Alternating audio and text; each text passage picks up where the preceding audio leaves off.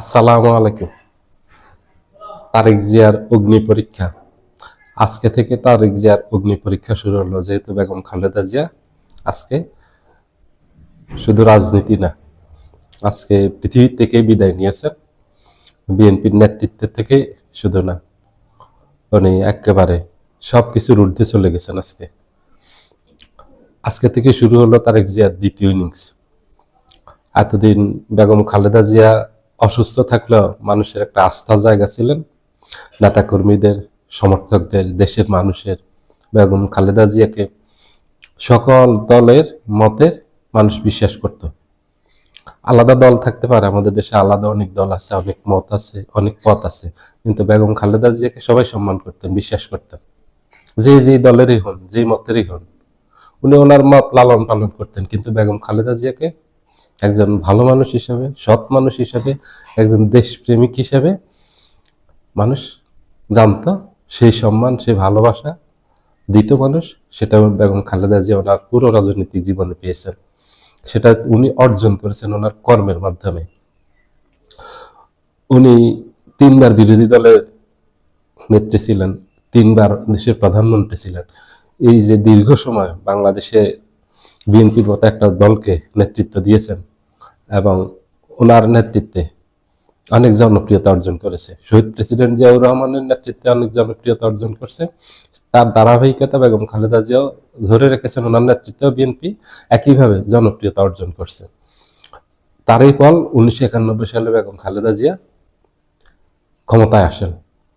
বেগম খালেদা জিয়া বাংলাদেশের রাজনীতিতে অনেক ত্যাগ করছেন, বিশাল ত্যাগ স্বীকার করছেন। আজকে যে উনি মৃত্যুবরণ করলেন, এটা রাজনীতির জন্য ত্যাগ করতে গিয়ে, দেশের জন্য ত্যাগ স্বীকার করতে গিয়ে, যে আমাদের জনগণের জন্য, দেশের মঙ্গলের জন্য, দেশের কল্যাণের জন্য ত্যাগ করতে গিয়ে ওনার মৃত্যুবরণ করতে হয়েছে। আজকে ওনাকে যেভাবে অপচিকিৎসায় ভর্তি হয়েছে, এটা উনি দুঃখিত, অপচিকিৎসা না, উনি চিকিৎসার অভাবে মারা গেলেন। এটা কিন্তু হত্যা।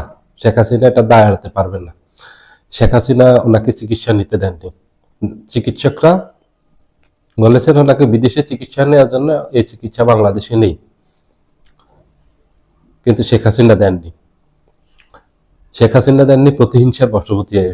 শেখ হাসিনার রাজনীতি ছিল প্রতিহিংসা রাজনীতি, হিংসা, প্রতিহিংসা ভরা, ধ্বংসাত্মক, হিংসাত্মক রাজনীতি ছিল।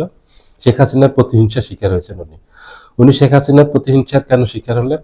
উনি ওনার ব্যক্তির জন্য না, ওনার দলের জন্য না।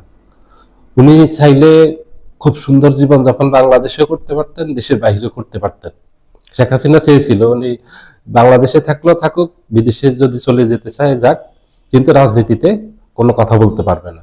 কিন্তু উনি বলেছেন, দেশের জন্য বলছেন, দেশের স্বাধীনতা সার্বভৌমত্বের জন্য বলছেন। শেখ হাসিনা সবকিছু ভারতকে দিয়ে দিয়েছিল। আমাদের স্বাধীনতা সার্বভৌমত্ব বলতে শুধু একটা সীমারেখা ছিল, নাম খাওয়া আসছে, এটা দিল্লি থেকে নিয়ন্ত্রণ হতো। বেগম খালেদা জিয়া এটার বিরুদ্ধে সোচ্চার ছিলেন।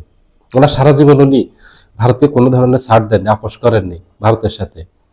উনি স্বৈরাচারের সাথে আপোষ করেননি, বাংলাদেশের সাথে বিদেশিদের সাথে আপোষ করেননি, বিশেষ করে ভারতের সাথে আপোষ করেননি। এই জন্য ওনাকে দেশ নেত্রী বলা হয়, আপোষহীন নেত্রী বলা হয়। এটা উনি অর্জন করছেন, অনেক দিক স্বীকার করছেন উনি। এই ত্যাগের ফসল হলো আজকের এই ভালোবাসা, বিএনপির এই জনপ্রিয়তা, বিএনপির এই অর্জন, তিনবার ক্ষমতায় আনা। এটা বেগম খালেদা জিয়ার একক কৃতিত্ব। মহান রাব্বুল আলামিন তাআলা ওনাকে দান করেছেন এই বিশেষ ক্ষমতা, বিশেষ গুণাবলী রাজনৈতিক।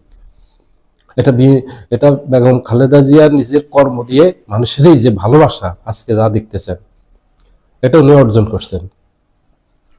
শহীদ প্রেসিডেন্ট জিয়াউর রহমান উনি এটা অর্জন করছেন। ওনার মাঝে সততা ছিল, দেশপ্রেম ছিল, ধার্মিক ছিলেন, বিনয়ী ছিলেন। ঠিক সকল গুণাবলী বেগম খালেদা জিয়ার জীবনেও ছিল। উনি অত্যন্ত বিনয়ী ছিলেন। বেগম খালেদা জিয়া সৎ ছিলেন। বেগম খালেদা জিয়ার বিরুদ্ধে দুর্নীতির কোনো অভিযোগ নেই। উনি দেশপ্রেমিক ছিলেন, ওনার যোগ্যতা ছিল, উনি রাজনৈতিক দূরদর্শিতা ছিল ওনার প্রবল। উনি দূরদর্শী একজন রাজনীতিবিদ ছিলেন।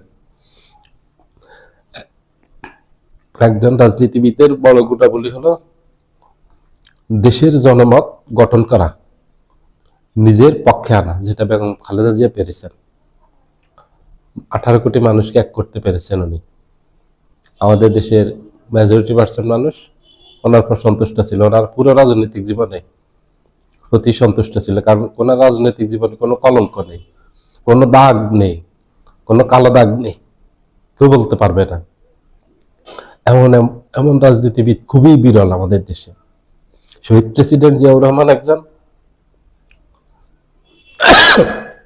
সরি, মাওলানা আব্দুল হামিদ খান ভাসানী, ওনার জীবনে কোনো কলঙ্ক নেই, রাজনৈতিক কোনো দুর্নাম নেই, বদনাম নেই রাজনীতিতে।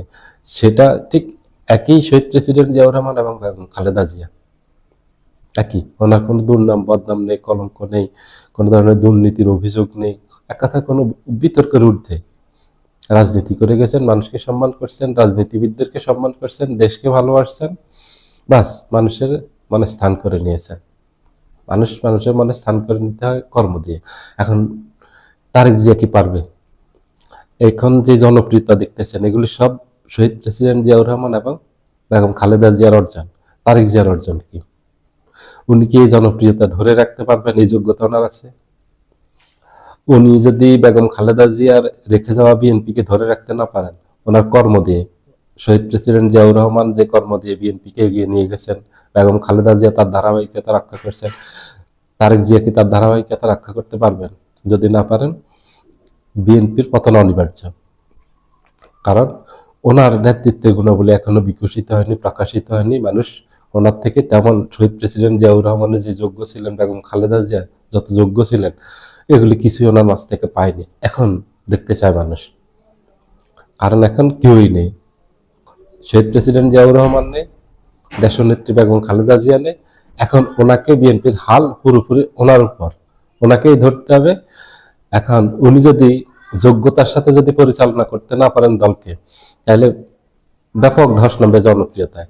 মানুষ আগের মতো প্রতীক দেখেই ভোট দিবে না। বেগম খালেদা জিয়াও নেই, সাথে সাথে প্রতীকও নেই। মানুষ এখন দেখবে যোগ্যতা, সততা, দেশপ্রেম, এগুলি দেখবে। এখন রাজনৈতিক প্রেক্ষাপট ভিন্ন হয়ে গেছে।